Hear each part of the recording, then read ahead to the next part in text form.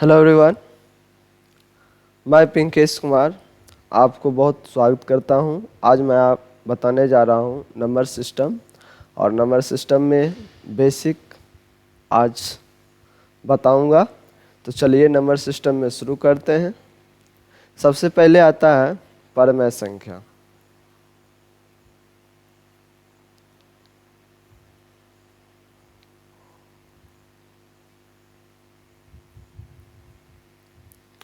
परमेय संख्या irrational number.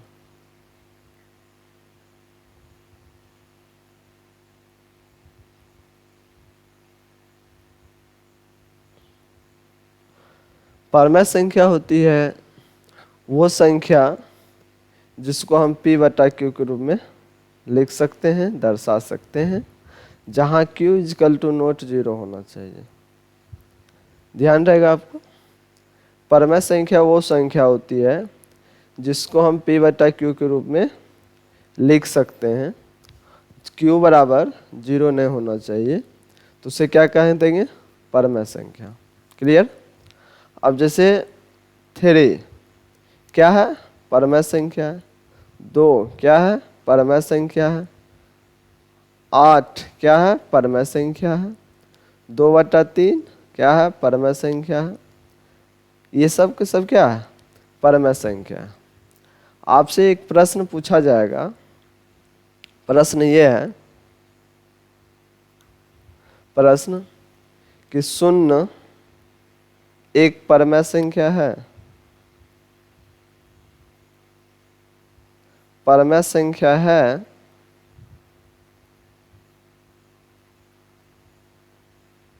क्या इसे p बटा क्यू के रूप में लिख सकते हैं?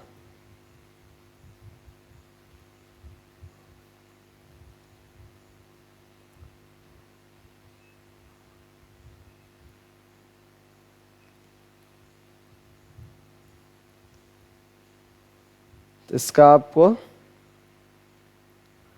आंसर देना है। क्या होगा? तो इसका आंसर होगा 0 एक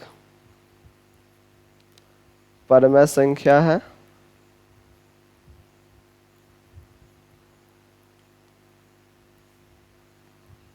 इसको p बटा क्यू के रूप में लिखा जा सकता है, जैसे 0/1, 0/2, 0/5, 0/10। तो ये सब के सब क्या होगा? परमेय संख्या होगा। तो यहाँ आपने जाना कि 0 एक परमेय संख्या है और 0 को p बटा क्यू के रूप में लिखा जा सकता है, जैसे 0/1, 0/2, 0/5 या 0/10, 0/12। ये सभी के सभी परमेय संख्या है। चलिए आगे जानते हैं। तो अपरमेय संख्या ठीक इसके अपोजिट है, विलोम है। तो अपरमेय संख्या के बारे में बाद में डिस्कशन करते हैं। आप जानते हैं प्राकृत संख्या।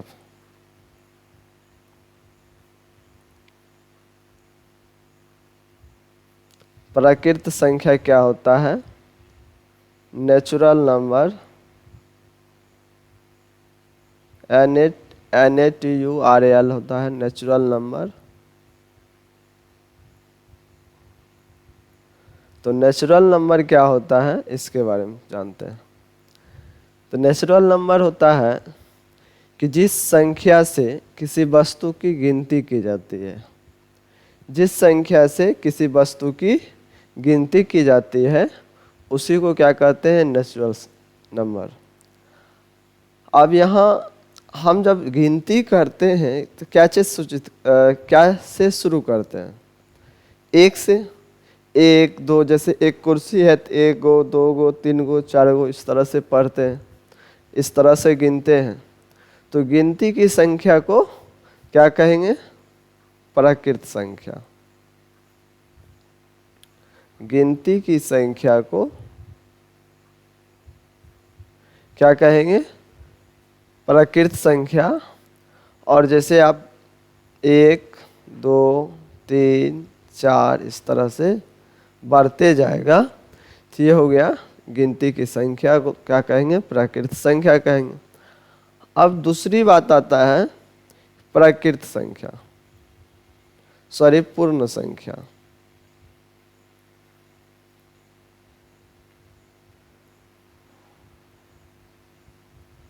पूर्ण संख्या, होल नंबर,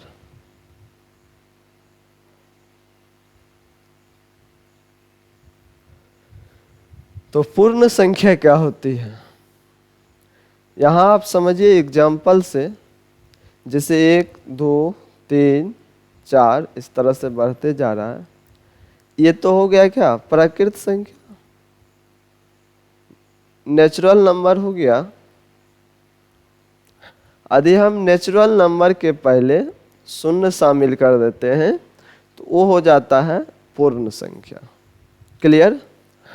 अब इसमें आपसे प्रश्न यदि पूछता है तो कैसे पूछेगा, ऐसा तो पूछेगा नहीं कि प्राकृत संख्या क्या होती है, पूर्ण संख्या क्या होता है, ये तो पूछेगा नहीं।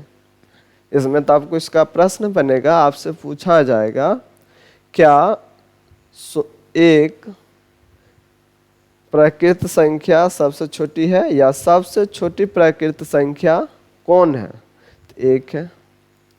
और पूछा जाएगा सबसे बड़ा प्राकृत संख्या कौन है, तो ये जो सबसे बड़ा प्राकृत संख्या अनंत होगा।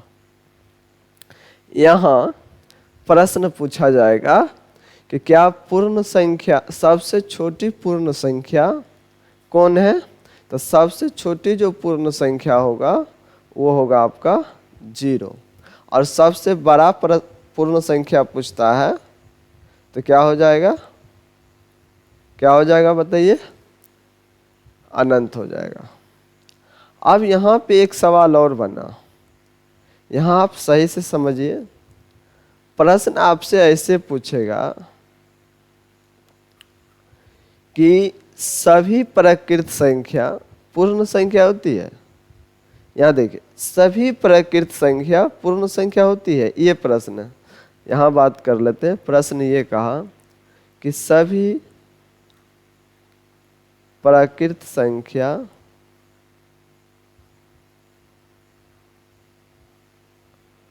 पूर्ण संख्या होती है,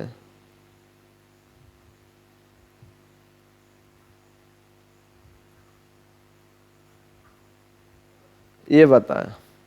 अब देखिए सभी प्राकृत संख्या पूर्ण संख्या होती है।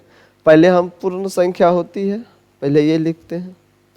यहाँ प्राकृत पूर्ण संख्या 0 1 2 3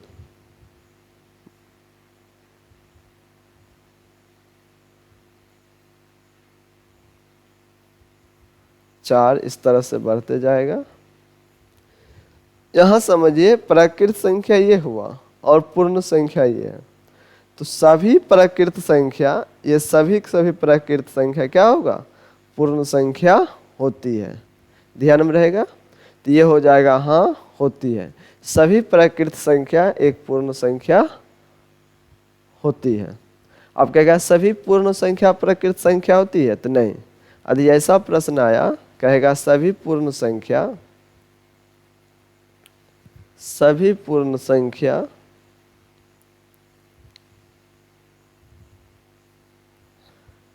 प्राकृत संख्या होती है, इसका आंसर नो होगा, नहीं होती है। तो आपको समझ में आ रहा होगा। चलिए अब जानते हैं, प्राकृत संख्या जान गए, पूर्ण संख्या जान गए। अब बहुत आसान जानते हैं, पूर्णांक जानते हैं। इंग्लिश में बात करें तो इंटीजर नंबर होता है, इंटीजर नंबर। पूर्णांक क्या होता है आप इससे समझिए। ये 0 है, 1 है, 2 3 4, 1 2 3 4। अब यहाँ -1 -2 -3 है ना, इस तरह से प्रश्न है। अब देखिए यहाँ समझिए, ये क्या है आपका प्राकृत संख्या।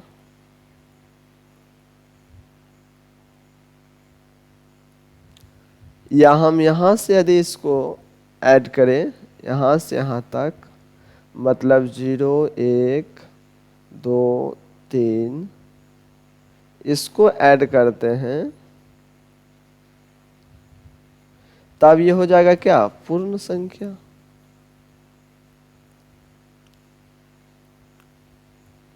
और यहाँ हो जाएगा ऋणात्मक संख्या, नेगेटिव नंबर।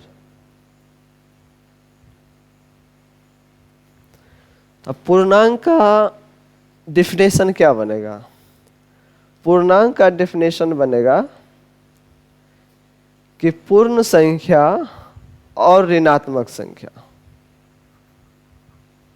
पूर्ण संख्या और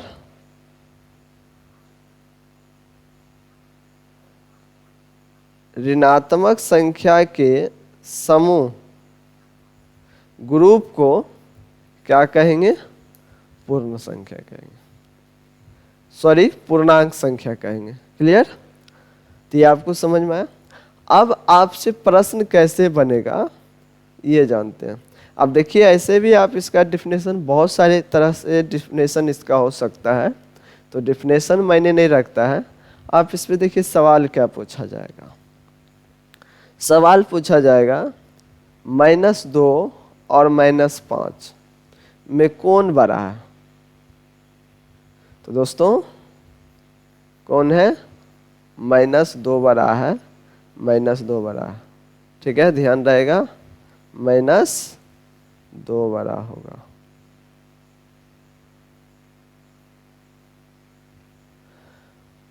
एक बटा 3 और 1/10 में कौन बड़ा है? तो ये 1/3 बड़ा होगा।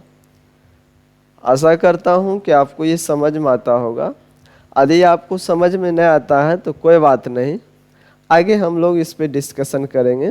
ये जो यदि भिन्न को जो तुलनात्मक भिन्न पढ़ेंगे, बड़ा छोटा, less than, greater than, equal to, तो वो सब में जानेंगे। तो इसमें देखिए, इसमें तिरछा तिरछे गुना हुआ है, यहाँ करेंगे तो ये इधर हो गया 10, इधर आ गया 3, तो इस साइड बड़ा है इसलिए ये 3 हुआ ना, इस साइड बड़ा है इसलिए 1/3 बड़ा है। या ऐसे आप समझ सकते हैं कि यदि कोई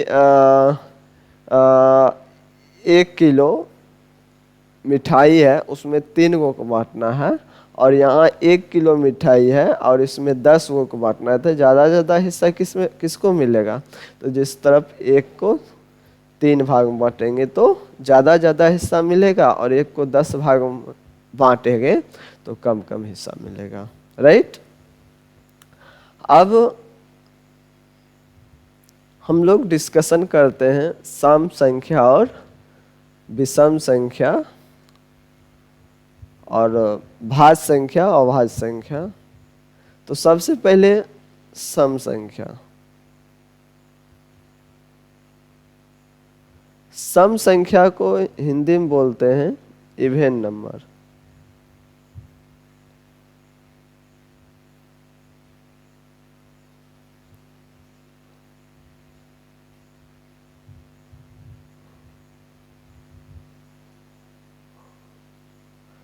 इवन नंबर और विषम संख्या।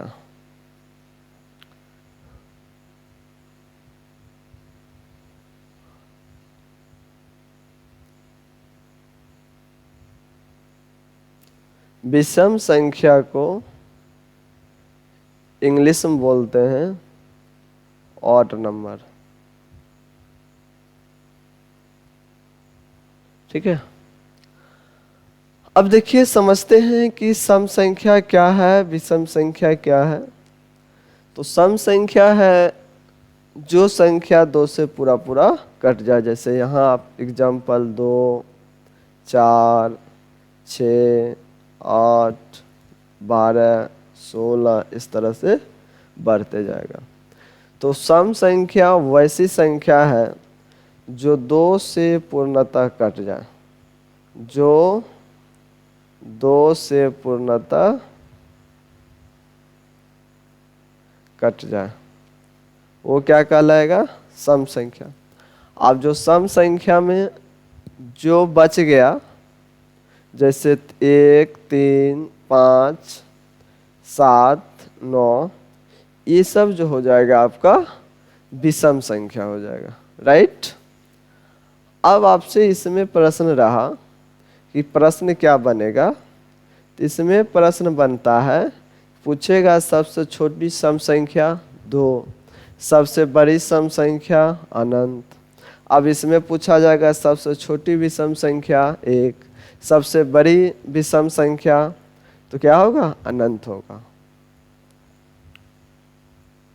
अब यहां समझिए आप इम्पोर्टेंट भाज्य संख्या और अभाज्य संख्या। पहले मैं आपको एक होमवर्क के तौर पे एक प्रश्न दे देता हूं।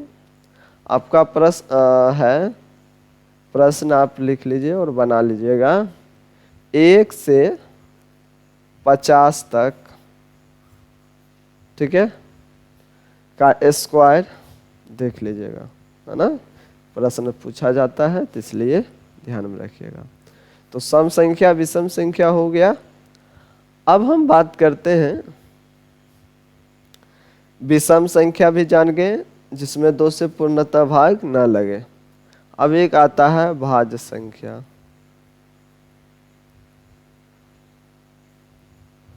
भाज्य संख्या होती है वैसी संख्या जो संख्या खुद से कटे, स्वयं से कटे और 1 से कटे। जैसे 2, 3, 4, अभाज्य संख्या, अभाज्य संख्या वैसी संख्या है जो स्वयं से कटे और 1 से कटे, वो क्या कहलाएगा? अभाज्य संख्या, है ना। इसको फिर से मैं मिटा ही देता हूँ। चलिए, तो यहाँ हो जाएगा, आप 2 देख रहे हैं, 3, 5, 7, है ना, 11, तो ये क्या हो जाएगा? क्या हो जाएगा बताइए? अभाज्य संख्या। क्योंकि 2 इसमें जो है सिर्फ 1 से भाग लगेगा और स्वयं से लगेगा। या ऐसा भी आप बोल सकते हैं, वैसी संख्या जिसका केवल 2 फैक्टर हो, ठीक है, तो वो क्या कहलाएगा? अभाज्य संख्या। अब सबसे छोटी अभाज्य संख्या की बात करें, सबसे छोटी अभाज्य संख्या का तो 2, और सबसे बड़ी पूछा जाए तो इसका भी अनंत होगा। कोई दिक्कत? अब भाज्य संख्या जानते हैं। भाज्य संख्या,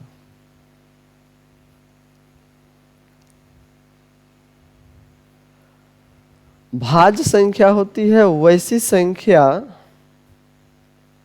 जो स्वयं से कटे, 1 से कटे, इसके अलावा और किसी से कटे, उसको क्या बोलेंगे? अभाज्य संख्या। जैसे 4 से 6 और 6 हो गया, 7 तो नहीं है, 8 है, 10 है। अब इसमें देखिए, ये 2 से भी कट रहा है। किससे किससे ये कट रहा है?